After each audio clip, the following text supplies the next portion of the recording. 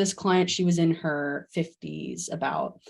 And again, within that first 2 months of therapy, I got the sense that she was comfortable, very open about things, very open about her past. Like I knew on some level she was doing okay in the bond score.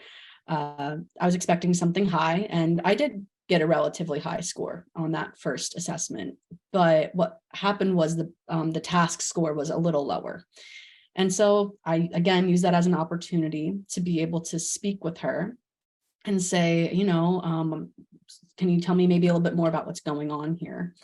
And she echoed back kind of what I was expecting of, well, I am comfortable with you, but I feel like I'm just trauma dumping here in session. I feel very free. And honestly, I sometimes don't even know what I'm saying. And it makes me feel like I'm doing therapy wrong.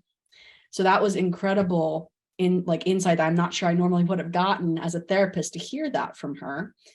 Because the way I approach therapy with adults is to usually empower them by letting them lead where they want session to go. So if they come in wanting to talk about how much they hate their job that day, that's what we're going to talk about.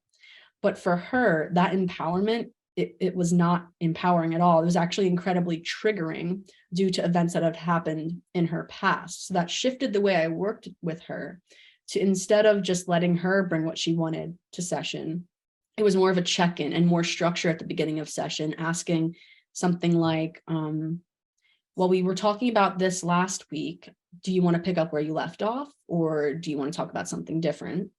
Or maybe something even more directive, like, you've mentioned wanting to work on this in the past. Would you be open to talking more about this today?